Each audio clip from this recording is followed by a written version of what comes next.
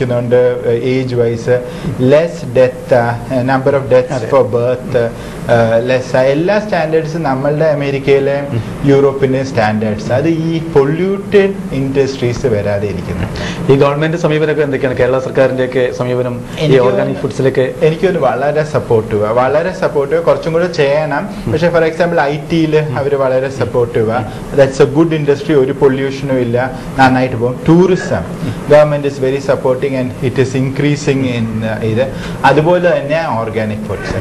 കേരളത്തിൽ ഒരു ഇൻഡസ്ട്രീസും which is polluting, whether it is coca cola ആണെങ്കിലും അത് സ്റ്റോപ്പ് ചെയ്യും ഇഫ് ഇറ്റ് സ്റ്റാർട്ട്സ് പൊല്യൂട്ടിങ്. പൊല്യൂഷന് നമുക്ക് പറ്റത്തില്ല.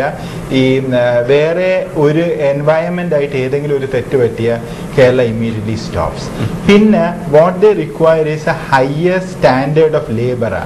നമുക്കൊരു മേശരിയോ അങ്ങനത്തെ ആളുകളെ കിട്ടാനാ കൂടുതൽ പാട് ദാൻ ആൻ IT പ്രൊഫഷണൽ.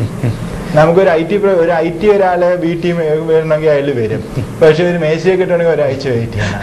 അല്ലെങ്കിൽ ഒരു ഗാർഡനറിനെ കിട്ടണം, അല്ലെങ്കിൽ ഒരു തേങ്ങ വെട്ടാൻ ഒരാളെ കിട്ടണമെങ്കിൽ 2 ആഴ്ച വെയിറ്റ് ചെയ്യേണ്ടത് വരും.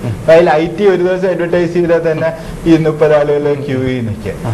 അപ്പൊ സ്റ്റാൻഡേർഡ് കൂടിയിട്ടുണ്ട്. അപ്പൊ അതുപോലത്തെ ഇൻഡസ്ട്രീസ് മാത്രമേ ഇവിടെ സക്സസ്ഫുൾ ആവത്തുള്ളൂ കേരളത്തില്. അപ്പോൾ താങ്കളുടെ ജ്യേഷ്ഠൻ രാജൻ പിള്ള, അദ്ദേഹത്തിന്റെ മരണവുമായി ബന്ധപ്പെട്ട് ഒരുപാട് വിവാദങ്ങൾ ഉണ്ടായല്ലോ, അദ്ദേഹത്തിന് നീതി ലഭിച്ചില്ല എന്നെല്ലാം പറഞ്ഞിട്ട് അതിന്റെ കാര്യങ്ങൾ എന്തായി, എവിടം വരെയായി? നമ്മളാണെങ്കിൽ CBI കൊണ്ട് ഇൻവെസ്റ്റിഗേറ്റ് ചെയ്യാനായിട്ട് സുപ്രീം കോർട്ട് കൊണ്ട് ഒരു ഓർഡർ മേടിച്ചിട്ടുണ്ട്. CBI ഇൻവെസ്റ്റിഗേഷനിൽ ഇരിക്കുക ഇപ്പോഴും. പക്ഷെ ഓൾറെഡി 8 years ആയി മരിച്ചിട്ട് ആ ഇൻവെസ്റ്റിഗേഷൻ ഫോർ സം റീസൺ ആരോ സ്റ്റോപ്പ് ചെയ്യുന്നുണ്ട്. ഇതുവരെ ഇൻവെസ്റ്റിഗേഷൻ ക്ലിയർ ആയിട്ട് പോകുന്നില്ല, എൻ്റെ റിപ്പോർട്ടും കിട്ടുന്നില്ല. അത് മാത്രമല്ല, നമ്മൾ ഈ ഇൻവെസ്റ്റിഗേഷൻ ഫസ്റ്റ് ഓഫ് ഓൾ നമ്മളുടെ 20 MPs പാർലമെന്റിൽ പോയി പറഞ്ഞിട്ട് അവർ റിജക്റ്റ് ചെയ്തു അങ്ങനത്തെ ഒരു എൻക്വയറി വേണമെന്ന്. നമ്മൾ 3 ചീഫ് മിനിസ്റ്റർ ആന്റണിയും നയനാരും കരുണാകരനും എല്ലാം റിക്വസ്റ്റ് ചെയ്തിട്ടും they have never taken it up as investigation. പിന്നെ നമ്മൾ ഡൽഹി ലോവർ കോർട്ടിൽ പോയിട്ടാണ് ഫസ്റ്റ് ഓർഡർ മേടിച്ചത്. അത് അവർ കണ്ടസ്റ്റ് ചെയ്ത് ഹൈക്കോർട്ടിൽ പോയി. ഹൈക്കോർട്ടിൽ നമ്മൾ ജയിച്ചപ്പോൾ അവർ സുപ്രീം കോർട്ടിൽ കണ്ടസ്റ്റ് ചെയ്ത് പോയി. എന്നിട്ട് സുപ്രീം കോർട്ടിൽ ജയിച്ചിരിക്കുക.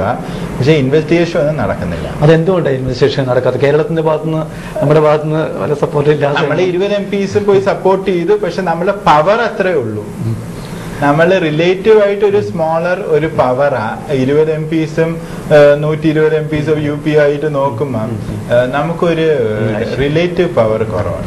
ഇനിയിപ്പോ ഈ ഇൻവെസ്റ്റിഗേഷൻ തുടങ്ങാൻ വേണ്ടി നമ്മൾ എന്താ ചെയ്യുന്നത്? അപ്പോൾ നമുക്കിപ്പം കോർട്ടിലായതുകൊണ്ട് കോർട്ടിൽ തന്നെ നമുക്ക് റിക്വസ്റ്റ് ചെയ്യാൻ പറ്റത്തുള്ളൂ. നമ്മൾ കോർട്ടിൽ റിക്വസ്റ്റ് ചെയ്യുന്നുണ്ട്, അവർ പറയുന്നുണ്ട് ഇൻവെസ്റ്റിഗേറ്റ് ചെയ്യുന്നെന്ന്. പക്ഷെ ഇത്രയും വർഷമായിട്ടൊന്നും അതിൻ്റെ റിസൾട്ട്സ് ഒന്നും വന്നിട്ടില്ല. നമ്മളെ ഫാമിലി അച്ഛനെപ്പോഴും പറയുന്നത് ഇത് എന്തായാലും ഇൻവെസ്റ്റ് ചെയ്ത് കണ്ടുപിടിക്കണം, ബിക്കോസ് ഇങ്ങനെ വേറെ ഒരു മകനും പറ്റില്ലെന്ന് മാത്രം പറഞ്ഞുകൊണ്ട്. എൻ്റെ മകനെ തിരിച്ചു കിട്ടത്തില്ല, പക്ഷെ വേറെ ഒരു മക്കൾക്കും ഇങ്ങനെ പറ്റിക്കൂടാ.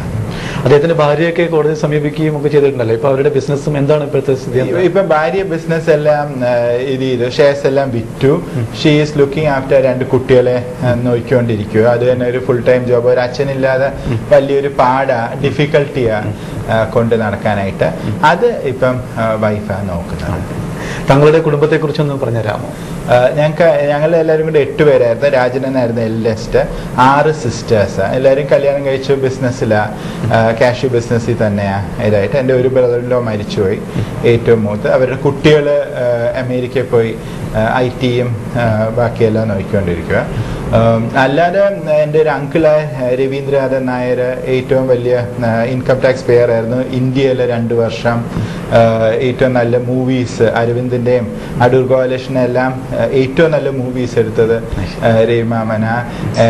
രവിമാമനും അച്ഛനും ആയിരുന്നു എപ്പോഴും കാഷ്യൂ എക്സ്പോർട്സിൽ ലാർജസ്റ്റ് ഇൻ ദ വേൾഡും ഇന്ത്യൻ അവാർഡ്സ് ഏറ്റവും കൂടുതൽ കിട്ടിയിട്ടുള്ളത് 2 പേരായിരുന്നു. അല്ലെങ്കിൽ വളരെ ഒരു ഇൻഡസ്ട്രിയസ് ഒരു ഫാമിലി.